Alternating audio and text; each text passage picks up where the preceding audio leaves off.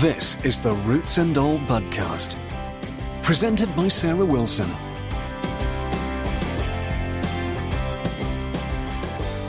Hi, and welcome to the Tuesday Budcast. Today's ramblings will be about roses, houseplant trends, and trimming your bushes. I'll also be letting you into a secret about how I feel about my garden right now. So first, I wanted to make an observation about roses this year. I've noticed two things about the roses in my garden and in my clients' gardens, and that is that they have hardly any black spot. Hurrah! Black spot is a fungus that infects the leaves and stems of roses. It shows up usually just after a rose plant has properly leafed up at the beginning of the year, and it stays put all summer, looking progressively worse as the year goes on. In a bad year, and with a rose that's particularly susceptible to it, you might find by this time of year that it's almost leafless because the black spot covers the leaves, which eventually turn yellow and fall off. Black spot's worse in a year when we have a lot of rain and wet conditions because these are the conditions in which the fungus thrives. But this year, the rose leaves look all green and lovely and the plants seem to be thriving. I mentioned powdery mildew in the last podcast, and this is a problem you may find yourself facing this year instead, but it seems we've stayed mercifully free of it here in the southeast at least. I have a blog post on the website about black spot, so do have a look at that if you're interested. The second thing I've noticed about the roses this year is that they've had two distinct flowering periods. Last year, for example, my roses didn't really have an off period and they just seemed to keep flowering on and on from June to October, the same in my clients' gardens. But this year they flowered once in June, and since then they've been gathering their energy and they're just about to have their second bloom, or flush as it's known in the trade. I tried to look into what causes a plant to flower, and I discovered how flowering is triggered, which is apparently due to a chemical that's released in the plant, but I couldn't find out what actually causes this chemical to be released. Some plants flower according to environmental triggers such as day length, and they all bloom when they have the best chance of reproduction because in nature, flowers are followed by seeds which contain the next generation of the plant. I'm assuming the roses are having two distinct flowering periods because this summer has been hot and dry, and that's about as specific as I can be with regard to precisely why this has happened. Going down the rabbit hole of looking into flower production in roses made me think about how little we still know about how plants work. In fields like human biology, we know things such as the overwhelming love a mother feels for her newborn child is caused by nothing more romantic than a massive flood of the chemical oxytocin going through her body, and scientists know why her body produces this. With plants, we don't know everything about them down to the last detail. There's still room for a bit of magic, and I think that's why I like them. Moving on to talk about indoor plants and some must-have arrivals that arrived in the shop this week. Anyone who knows me knows that along with my partner Jason, I opened a gardening shop in Hastings in 2016, and we've just passed the second anniversary of the shop being open. The shop is now Jason's baby, and he's been thrust into the world of houseplants due to the demand for them from our customers. In fact, I'll be speaking to Jason in the next main podcast episode, which is released on the 28th of August, and he'll be sharing his tips on the best houseplants, the worst ones, and what you can do when things start to go wrong with them.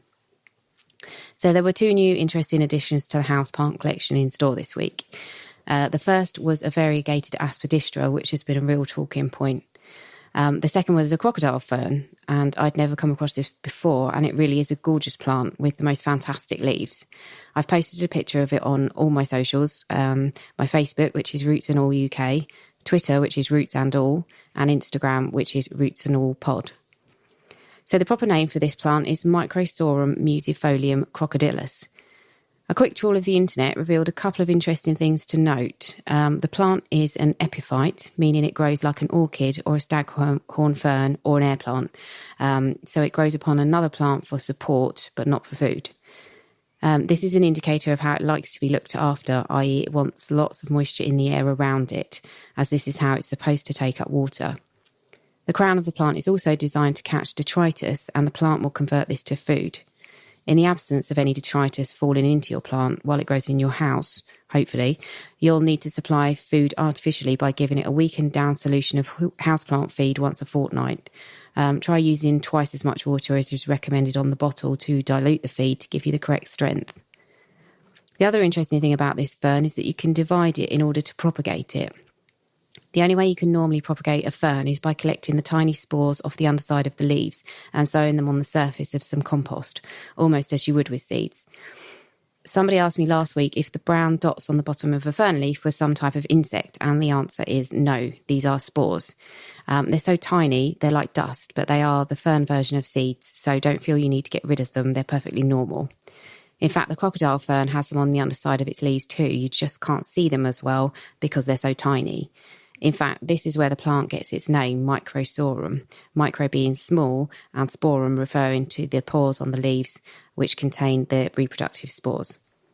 If you're interested in plant names, you might like to get hold of a book which is called RHS Practical Latin for Gardeners.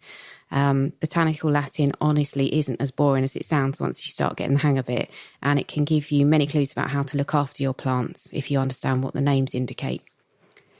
The other great thing about the crocodile fern is that if you can bear to cut off a couple of the larger leaves, it makes a brilliant foliage addition to cut flower arrangements. I discovered this to my cost when I broke a leaf off of one in the shop. So I was also asked a question on Instagram about when you should trim your box plants, and traditionally this used to be done on Derby Day, which for the non-horse racing fans among you is when the Derby is run at Epsom Racecourse, and that's always the first Saturday in June. If that happens to be a lovely sunny day though, don't trim your box because it's likely to turn brown. You're best to wait for an overcast day when the sun can't do too much damage to the cut leaves. That said, this year we ended up cutting the box on one of the hottest days in mid-July in one of my clients' gardens, and it hasn't suffered too many ill effects. So if you haven't got round to cutting your box, do it now. The only time I wouldn't advise it is when it's raining, as box blight is a fungal disease that infects box, and like the black spot I was talking about on the roses, it spreads more in damp weather. So the answer is to cut your box when you get time to do it.